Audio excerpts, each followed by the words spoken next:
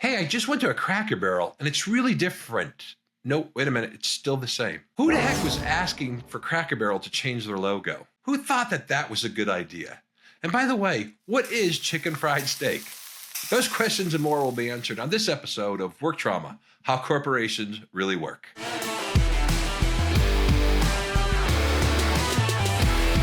Hello, I'm Michael Denisoff, CEO and Principal Director of Denisoff Consulting Group, an international consulting firm dedicated to elevating organizations to help them perform better, be more successful, and grow strong, high-performing cultures. And this is possible, but only if we are really honest about how corporations really work. And welcome to this episode of Work Trauma, How Corporations Really Work, where we pull back the curtain to let you know what is really going on at companies so you can make good decisions about who you work for, how to navigate your career, and if you are a leader, how to build better, fairer, and more successful organizations. On this episode, today, we're going to talk about Cracker Barrel. All right, let's talk about this Cracker Barrel thing. I mean, it's been nutty. It's been the talk of the town this last week. Cracker Barrel, who would have done? I like Cracker Barrel. I've been there many times on those long highway trips. I started going to them when I drive from New York to Notre Dame, for sure. But a lot has happened in 2 weeks. We had this giant rollout of a new branding. We like branding. A new branding of Cracker Barrel, where everybody focused on the logo, but it was more than the logo, right? It was just a reimagination. Reimagination. It was a reimagination of the company, where they spent, I think it was at least $700 million to rebrand the company, build the new interiors of the few or 20 or so Cracker Barrels that they did interior redesign on. And then there was this giant backlash and the pushback, and even the president of the United States weighed in on it. And now they're going back to their traditional look and logo and brand. So, wow. And just yesterday, Cracker Barrel put out Cracker Barrel's attorney or PR firm or spin artists put out a note that says, "We listen to you, our customers." Clearly they did not. Okay, until it killed the backlash. So let's talk about this. So this is a business podcast. There's nothing political to this. By the way, I don't see anything political to this. I think people are reading into it. So we're talking about the leadership of it all, and why companies and why leadership in companies creates so much trauma in their employees. And this is a great example of that, because the CEO who did this makes a lot of money. And so do the board members of Cracker Barrel. But think about what this impact has had just on the employees and the customers, obviously themselves, for sure. So truth number one when it comes to a business, and this is not talked about nearly enough, right, is companies do not have an intrinsic right to exist, right? You just can't say, I want to have a company and I have a right to exist and people should come buy from me. No, you have to fulfill a need in the market and you have to do it well. Okay, if you don't do it well, if they're not fulfilling a need, you don't have a company. So many products have been made by people who fall in love with the product, but nobody wants to buy it, and the company goes out of business. Okay, and we kind of saw that here. We saw that, we didn't listen to our customers. We didn't listen to what the market wanted. And we're going to talk about that. But it's a good lesson, and a company doesn't have an intrinsic right to be and be successful. And also, you should know your customers. So knowing your customers is a big part of this. All right. So why did this happen? Oh, there's a lot of reasons why. You know, the obvious or top level answer will be because the Cracker Barrel sales were slumping, right? There were some things. They thought it would be good to kind of update some things and refresh the brand a little bit and take care of that. So kind of put a little juice to make things more successful. But they didn't do that, by the way. They completely rebranded and created a new company that was really far from the brand of the Cracker Barrel. Again, so why they do this? Well, the reasoning they'll give, or the CEO or whoever came up with this idea, which is the CEO, if you know her background, it's because they wanted to kind of create this new ideal of what Cracker Barrel is, right? But don't forget, like I said, the board of directors had to sign off on this, but she kind of reimagined this in her head and thought it was great. And like all marketing people, they think they know more than everybody else and they're smarter than everybody else.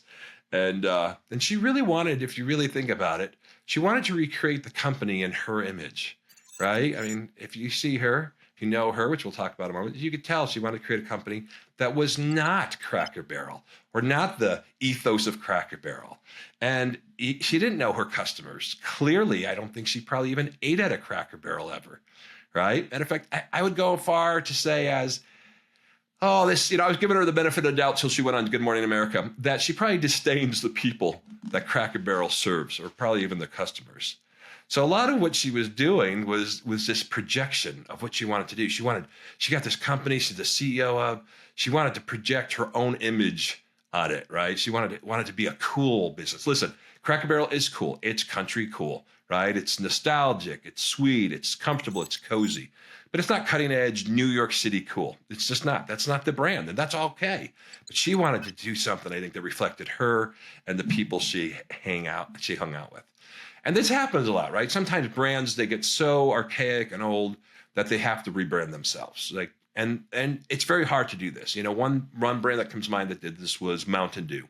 Mountain Dew at one point was kind of seen as this very rural drink. The sales were slumping, and they rebranded it, if you will, with skateboarders and extreme sports and the X Games, and they successfully rebranded it. It was pretty good, but more times than not, and they could do that because the sales were so bad, right? So it was okay to do that, but it was mostly driven to make sure the brand could survive. But when you start taking brands and trying to make them cool because you want to be cool, the cool CEO who runs a cool brand, you're in trouble. And we've seen this happen over and over. That happened years ago. Most people probably don't remember this drink. It's kind of an East Coast thing. It's called Yoo-hoo or Yoo-hoo. Yoo-hoo. It's this like chocolatey, fake milky drink, that was big in the 50s. And it was, if your dad took you fishing, you had a Yoo-hoo, and it was really good. And they we want to be cool like Mountain Dew. And they try to rebrand themselves, and it just didn't work. Right. You also see this there's been a lot of alcohol companies that, are kind of middle of the road, not high-end shishi, but they start pretending they're high-end shishi, and they fail miserably. So a lot of it is know who you are and know who your customers are for sure. There's a lot of examples I could go into, but she clearly didn't really care about her people. So think about this. This CEO, we'll blame her for now, and I'll tell you why in a moment. She spent $700 million to do this rebranding, which is terrible, which is so off, which is so misses the mark. You would have been better to give away $700 million of free food to customers to build up loyalty or to get new people in there. There was so much better use of this money. But that's a big chunk of money. And again, she didn't know who she was selling to. Like I said, I don't know for sure, but my gut tells me she probably doesn't like the people she sells to, or certainly wouldn't hang out with them for sure. All right, let's look at this person. Let's look at who she is. So the CEO of Cracker Barrel, who's responsible for this mess, her name is Julie Felz-Mazzino. She's a veteran business leader and is known for her dynamic approach to brand growth and innovation. Not anymore. Let's see. Her education, she was educated in Miami, University of Miami, which is in Ohio, which is a solid school. She doesn't have an MBA. Professional career, she was a president of Taco Bell North America and Taco Bell International. So making those tacos with mystery meat in it for sure. I know she was at, somewhere in here, I know she was at Starbucks as well. So she has some good pedigree to her, but her background's really not that super impressive. You see a lot of things about that she's a strategist, which I don't really know what that means. I mean, I know what it is, but I don't know what it means, and a marketing person. And she makes, on paper, I think her base salary is it's reported $1 million, but after bonuses and extra things, it's about $3 million a year she makes at this company. I was giving her the benefit of the doubt when this was going down until she was on Good Morning America. And let me tell you why. Let's see anything else about her background. Oh yeah, by the way, the stock has gone down 34%, which is $587 million in value, right? It's rebounded a little bit since they decided they were going to go back to the old logo. She's made a lot of money. She's doing pretty good. But she's a typical marketing person, like I said, who thinks they know better, thinks she wants for Cracker Barrel to be cooler so she could tell her friends it's cooler. Again, I don't think she eats at Cracker Barrel. I would be surprised if she ever ate there. I'm certainly clear that she can't relate to the clientele who eat there as well. So When this was going down, I was kind of watching because it's interesting, because Cracker Barrel, it's kind of iconic American brand for sure. And I was curious about it. I saw the logo and it looked like AI made the logo. It was very uninspiring. And again, I know it's a trend right now in marketing to kind of scale down and get really just clean and modern looking, right? But that's not the brand of Cracker Barrel. But I was like, you know what, Cracker Barrel, maybe they need a refresh. Maybe they could kind of do some things better. Until I saw this video of her on GMA, and then I lost all respect for her. And I'm going to pull that video up and we'll talk about why. All right, here we have this clip of Julie Feltz-Mazzino. Here we go on Good Morning America. There's Michael Strahan interviewing about what happened. And I want you to look for a couple things. Look for her humility and her truth telling. Here we go. Let's do this. All the customers are coming at you. Would you do it? Honestly, the feedback's Wait a minute. I got to see it one more time. Okay, first of all, let's do this right. That's a grown woman. That woman is 57 years old. She's pretty. She's pretty, but why would you laugh like that? This is a serious thing. You just spent $700 million, right? And your company, it just lost $700 million in market value, and you give that little girl laugh? Are you kidding me? So his question is, what do you think about people pushing back on this rebrand? And this is what she says. Honestly, the feedback's been overwhelmingly positive that people like what we're doing. Honestly, the feedback has been overwhelmingly positive. Honestly, there's nothing honest about that statement. In Orlando last week with all of our managers, we bring them together. Sure. Okay, so this is what I lost, any respect for her, and didn't trust her, and kind of figured out who she is.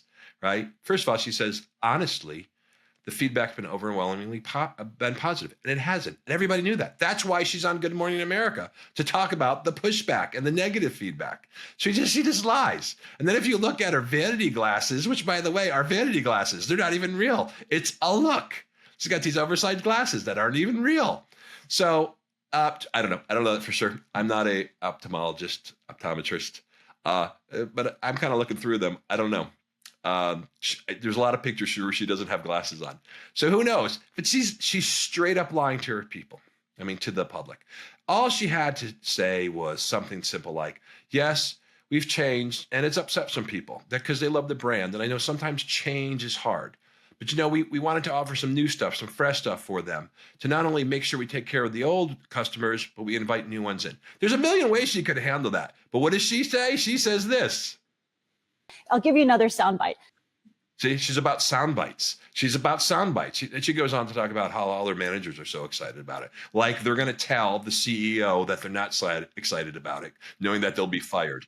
So it's a terrible thing. So let me take this off. So there it was, Miss Julie, vanity glasses. She just lied straight up. She could have just handled it 100 different ways, but she didn't. And in the end, as you know, Cracker Barrel went back to their old logo and to the brand that everybody loves. Doesn't mean it can't use some improvements. They can't do things better. Can't be run better. But it's clearly she really missed the boat on that. So I bring this to work trauma because think about what this woman must be like to work for in that company, right? It must be really painful. Right? We don't even know how she got there. Again, she has a really interesting career. She's been at a lot of places for a few years. She doesn't have an MBA. That an MBA is an end all of all things. She's a pretty lady, but terribly not impressive, as shown by that clip from Good Morning America and other clips of her just ignoring the press right now, instead of kind of having some courage and talking to them. But my concern is about what's not being talked about. Okay, first and foremost is the obvious: is why is she not fired? She just blew the company $700 million and the market cap, and she still has a job. If you were a frontline worker and you wasted $50 going to Sam's Club instead of Costco to get some supplies, you would be fired. Okay, if you made that big of a mistake and you were a mid-level employee, you would be fired. Why is this woman not fired? Okay, and yeah, I mean, that right there, I think that says it all, right? And then you got to talk about the $700 million that was spent on that. That could have fed how many homeless people in our country, right? Because it was just wasted and thrown out the door, right? So it was terrible. And just prima facie, just looking at the new logo, it was bad. There was no connectivity except the brown and yellow color, right? It was just bad. But they paid some consultants a lot of money to do that. But did they research that? Did they do focus groups? Did they ask anybody who actually went to Cracker Barrel if they liked this stuff? You would think they would for all that money, but you have to wonder, they were so far off. Did it happen at all? And again, then we go back to, was this person just trying to create this company in their image? So think about the impact on the customer. Will they win people back again because they went back? Maybe. I've talked to some people and they don't want to go back until this woman is gone from the company. They don't trust her. And think about the impact on the employees, right? Some employees potentially could have lost jobs by now. Earnings are down, things are down. It impacted their lives. People minimally made fun of them for working at Cracker Barrel. So it's got a negative impact there. So it has caused a lot of work trauma to a lot of people. And yet she's still kind of living large. So I'm confused about that. Board of directors of Cracker Barrel, because if somebody else acted that way, they would be gone.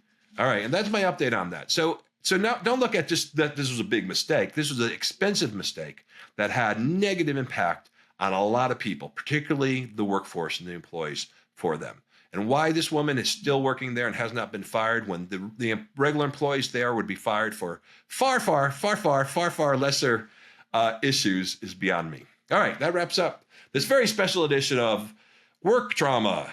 Work Trauma at the Cracker Barrel, how corporations really work. We'll see you next time.